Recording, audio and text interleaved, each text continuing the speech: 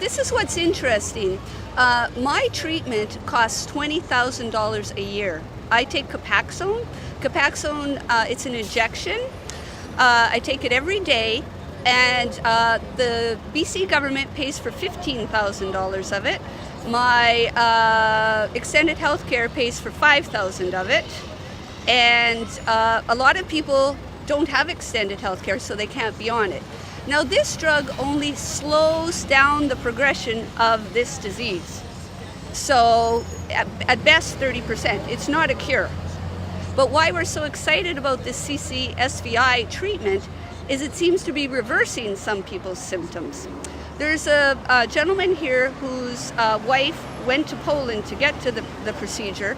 Her internal jugular vein was completely blocked by a membrane.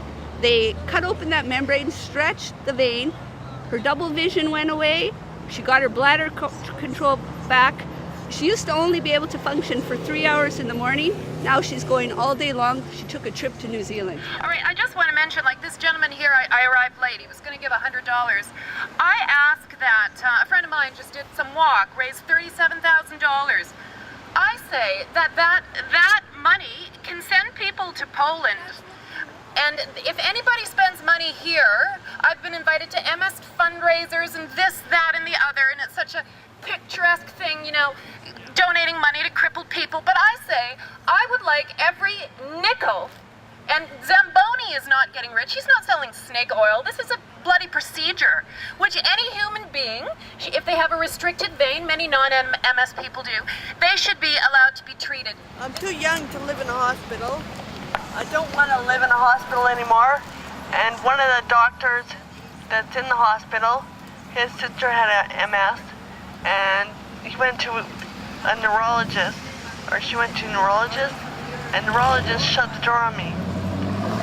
They're so quick to run a marathon for promoting the drugs that the pharmaceutical industry is running. Why don't they run a marathon for CCSVI? I live in George Pearson Hospital, and I'm tired of having MS with treatment that is available to me. I'd like it to be available to me here in Canada.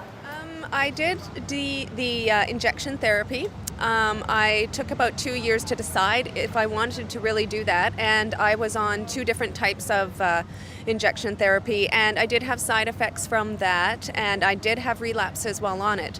I have not been on for the last 2 years. That's a personal choice that I've made. I've tried to control with diet and exercise. Exercise not so much, but definitely diet, yes, and tried to just control it that way. And you made that decision not to use those drugs because of the side effects? Yeah, absolutely. And I kind of thought, why am I putting all of this stuff into my body every day? There has to be something else I can do to control my MS. Because I was diagnosed when I was 25, I'm 35, that's 10 years. And what, another 10 years of putting stuff in my body? They have to understand, a lot of people have to understand that that the MS Society is a huge entity. It's funded solely by, or mostly by donations. They're accountable to many, many people, especially people that donate the money.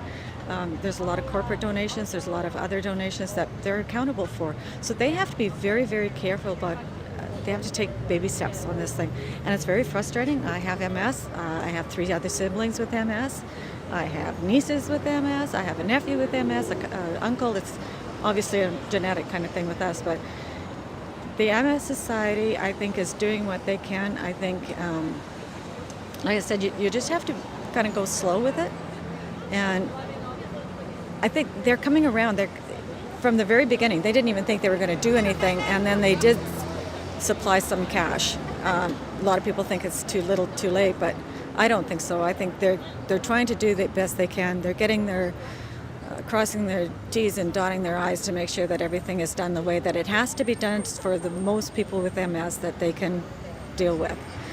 I know behind the scenes they're probably doing a lot of advocacy with the government because I know that's what they do. I think a lot of people don't realize what is going on behind the scenes. I don't think they're going to be able to do anything for a little while, but things like this is like, please just, really what we're saying is just take MS out of the equation. Right. If it was anything else, if you had this, anything else, you would be getting this treatment. So take it out of the equation. Maybe my MS and some of my symptoms are being caused by my veins and not my plaque in my brain. I mean, I don't know. I get humongous headaches. I can't. Brain fog hits quite often. Maybe that's being caused by the blood flow in my brain.